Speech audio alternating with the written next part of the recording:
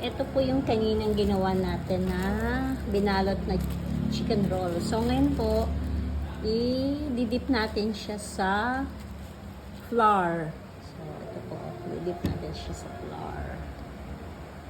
Ayan. Dip natin siya.